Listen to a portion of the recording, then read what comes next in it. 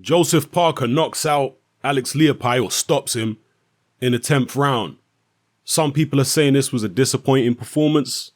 Parker started fast, was obviously trying to get Leapai out there early. But Leapai was stubborn. He showed that even at whatever he is, 38, 39, he's still got good punch resistance. He hung in there, he chucked a few shots back and extended Parker into the 10th. And many people feel as though the stoppage was premature anyway in that 10th round. So, yeah, a lot of people not impressed by Parker's performance here against Leapai. To me, it was kind of similar to his performance against Kajanu, right? You guys remember when he fought Razvan Kajanu when he was still WBO heavyweight champion, and that fight went the distance. Kajanu is a guy who got knocked out by Donovan Dennis in a couple rounds. He got knocked out by Luis Ortiz in a couple rounds. He got knocked out by Daniel Dubois in a couple rounds. So he's a guy who's been blasted out early a few times, but he goes the distance with Joseph Parker. Now, to be fair, Alex Leapai, he has been stopped a few times in his career. Off the top of my head, he was stopped by Kevin Johnson. I think that was late in the fight, wasn't it? Wasn't it like round 8, round 9 that Kevin Johnson stopped him many years ago? He was also stopped by Vladimir Klitschko. Can't think if he's been stopped by anybody else, but I can't say I'm an expert on Leapai's career. I've just seen the fights when he's fought relatively well-known opponents, like when he fought Denis Boytsov. I remember watching that fight. So, yeah, people are saying it's disappointing. Look, Joseph Parker has certain attributes. He's got very fast hands. He's a good combination puncher. He moves well. He's athletic. But he's not a knockout puncher on the level of a Deontay Wilder, a Luis Ortiz, an AJ, even a Daniel Dubois. He's not that kind of knockout puncher. He doesn't sit down on his shots the way some of those guys do. And, you know, there's obviously an element of technique. There's also an element of heavy-handedness, which is missing with Joseph Parker. But he certainly could improve his power if somebody taught him how to do it properly. It's a matter of really setting your legs in the right position and turning your whole upper body and hips and everything into the punches, you know, which is something Joseph Parker doesn't do. People talk about, you know, turning your body into shots, but they don't really know what that means. You need to bend your knees. You need to lean all the power into the end of your right hands and your left hooks. You have to train that way when you hit the bag, when you hit the pads. When you're shadow boxing, you have to train with maximum rotation, not just poking your arms out there when you're shadow boxing to try and work up a sweat. No, learning how to follow through to complete the rotation and the action as if you're punching all the way through a target. This is how you have to train day in, day out, day in, day out for years. If you really want to improve your punching power, you want to do rounds and rounds on the heaviest bag possible, trying to move that bag, keeping your feet in the same position and trying to move the bag. This is how power is developed. Yeah. Done it myself, taught other people how to do it. I mean, even Costamado, when he trained Mike Tyson, they asked Costamado, how does Mike Tyson hit so hard? And Costamado said, bag work. Obviously, Tyson had a certain amount of natural power, but they developed that power. If Tyson hadn't become a professional boxer, he wouldn't be hitting as hard as he ended up hitting. So he had a certain amount of natural power, of course, but they developed it. They improved it. And Costamado said, we got him to hit the heaviest bag in the gym, kept him on that bag, and his goal was to try and move that bag without his feet moving. Try and move that bag. And once he was moving that bag, we're moving on to a heavier bag and a heavier bag and a heavier bag. And by the end of Mike Tyson's career, he was using like heavy bags that were nearly 200 pounds in weight, and he was moving them. Okay, this is how you develop power. Joseph Parker, maybe he doesn't really want to develop that kind of power. Maybe he likes being the combination puncher, but you can still, Mike Tyson was a combination puncher. You can still have that tremendous power and incorporate it into your game. So what I mean by that is when you want to sit down on your shots and turn them over and really rotate the hips and, lean your body into punches, you can do it. But when you don't want to do that, when you want to box a more fluid, hit and hop it style, you can do that too. So look, Joseph Parker is a very good fighter, and he's going to be a problem for a lot of heavyweights out there. He may be one of those guys who gets written off and then ends up causing a big upset somewhere down the line. But, don't be too perturbed by the fact that he isn't knocking guys like Leapai and Kajanu out. That doesn't mean that he's useless. It doesn't mean that when he fights one of the better guys that he can't give them problems. He might not be able to give them the kind of problems that result in them laying out on the canvas. He might not have to. Maybe he can beat them on points. Evander Holyfield was never a massive heavyweight puncher. But Holyfield was still a fantastic fighter. Yeah, he hurt a few guys here and there. But Holyfield was, similar to Joseph Parker, a combination puncher. A guy who would stick and move and beat you on work rate and tenacity, and boxing skill. That's how Holyfield would beat you. He wasn't a big one-punch knockout man. In fact, that was a big thing in Holyfield's career for many years, is people were criticizing his punching power time and time again, saying, he can't really hit. I remember after he fought George Foreman, they questioned his punching power. Even before then, when Holyfield first moved up to heavyweight, they were questioning his punching power all along. But when he fought Foreman, they continued to question his power. When he fought Burt Cooper, they questioned his power. When he fought Larry Holmes, they questioned his power. When he fought Riddick Bowe the first time, they questioned his power. So his power was always in doubt and always in question.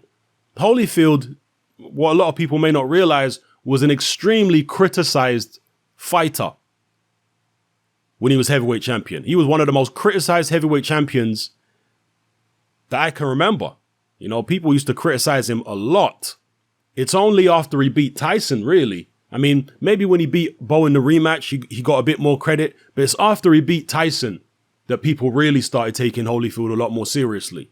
The general public, the general boxing media, etc.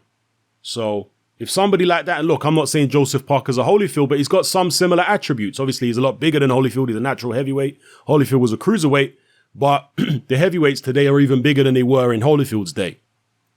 So Parker could be that guy to fill that Holyfield type role, where you come in, you outmaneuver the bigger guys, you use combination punching, So I don't think that this performance against Leapai is all doom and gloom. Oh no, Parker's terrible, he's so overrated. No, I think Parker's still very, very viable in the heavyweight division. So, yeah, he stopped Leapai late. Well, Leapai a tough man. Leapai a guy who really didn't give Parker many opportunities to get clean shots on his chin. When you're in there with an experienced old warhorse like Leapai, it can be difficult to get clean shots on, particularly when you're opening up as much as Joseph Parker was opening up. Because early in a fight, if you're opening up on an old, wily, tough veteran like this, he's going to go into, a defensive mode where he's concentrating on not getting hit clean. Yeah? If you'd started a little bit more circumspect and kind of draw the old dog into a full sense of security, you might have been able to get more clean shots on his chin or surprise him with some shots.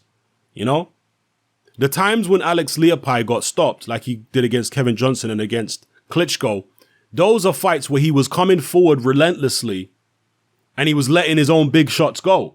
Yeah, and of course he did let some big shots go against Parker, but he was mostly in a defensive mode throughout the fight. When you're offensive, particularly a guy as slow and crude as Leapai, when you're offensive and you're opening up, that's when you can be most vulnerable to getting tagged with shots that are going to seriously hurt you or stop you.